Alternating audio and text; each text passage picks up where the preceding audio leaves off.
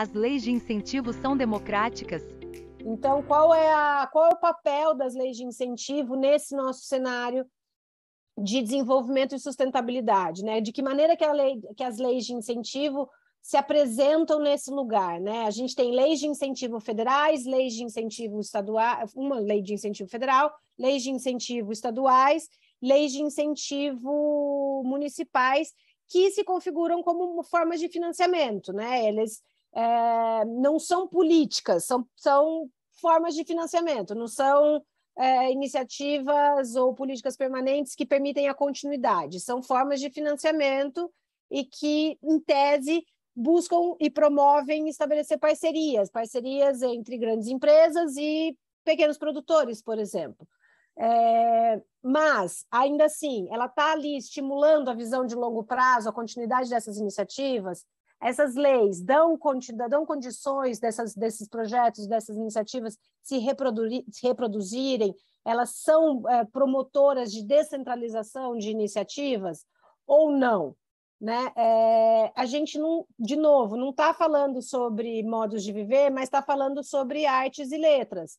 E, especificamente, quando a gente pensa nas leis de incentivo como o grande mecanismo para a promoção de cultura aqui, a gente está falando de bens culturais, né? As leis de incentivo estão hoje para promover e fomentar o bem cultural, não fomentar o modo de viver junto, de estar junto, e de desenvolver e de criar mecanismos, iniciativas e ferramentas de sustentabilidade. Então, para promover o fomento de bens culturais.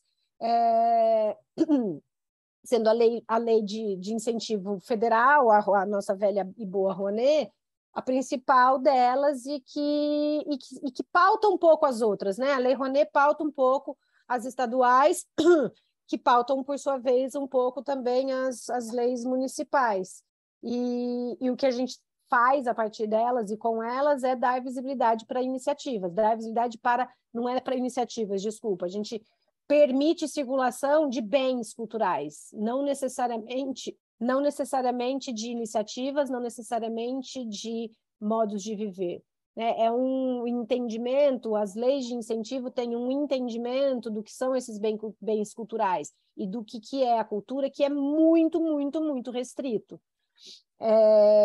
Então, fica essa pergunta, né, de que as leis de incentivo e a Lei Rouanet em específico, ela democratiza, ela é democrática e democratiza, ela é de fato acessível e torna acessível esses bens culturais, ela permite a distribuição de recursos no país de modo a descentralizar, tirar desse nosso eixo Rio-São Paulo, com as leis de incentivo, tal qual elas são desenhadas e estão desenhadas e foram remodeladas ainda, né, agora nesse nosso atual governo.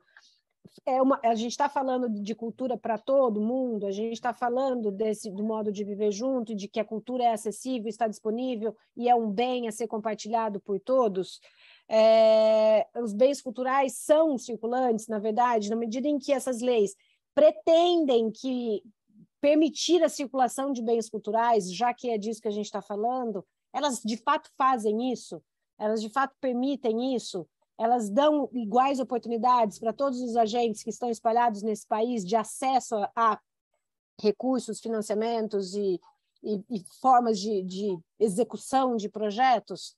E a Lei Rouanet, né? A Rouanet, que não chama Rouanet, chama Lei de Incentivo à Cultura, veja o que ela faz.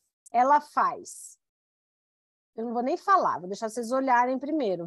Olhem para isso. Essa informação também é antiga, é do pré-Bolsonaro, mas eu duvido que ela seja diferente hoje. Olha o número de captação da região Sudeste. Na hora que a gente tem este número de captação na região Sudeste, o que este número fala para a gente a respeito de circulação de bens, fomento de bens, direito à cultura, acesso, universalização? O que esse número diz para a gente? Esse número diz para a gente isso que ele deveria estar dizendo? Não, ele não diz. Ele conta uma outra história, ele fala sobre uma outra realidade.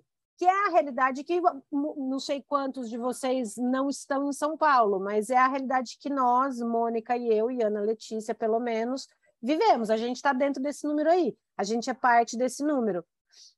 Olha a região norte, a região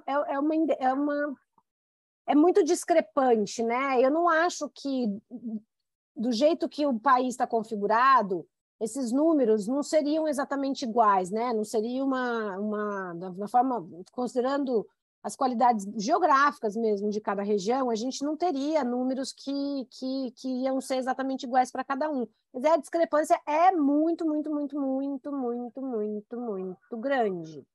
Então, o que essas leis de incentivo hoje, e hoje mais do que nunca, estão fazendo e ainda fazem, e que tem a ver com essa visão um pouco mais restrita dessa cultura, que não está ainda falando da cultura como formas de viver junto, que não está pensando exatamente essa cultura como um pilar de sustentabilidade, ela está centralizando, está excluindo, está carecendo, está quase que incentivando a falta de acesso, na verdade, e de formação. Ela não está ampliando isso, ela está concentrando isso em lugares muito específicos.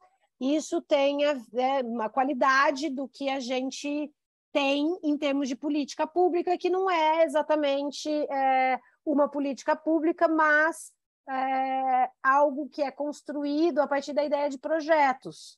Os nossos grandes programas de financiamento, a nossa grande política pública de cultura, que é a Rouanet, ela é um programa que é pautado a partir da ideia de projeto. E projetos são coisas com começo, meio e fim, por definição. Começo, meio e fim. Projeto é algo que começa e que acabe, que termina. Quando a gente tem uma lei que é a grande porta, né, de financiamento para iniciativas de cultura, que faz, às vezes, de uma grande política nacional de cultura, que é pautada na ideia de projeto, portanto, na ideia de iniciativas que tem começo, meio e fim, a gente não está falando de sustentabilidade, a gente não está falando de modos de viver junto, a gente não está falando de continuidade.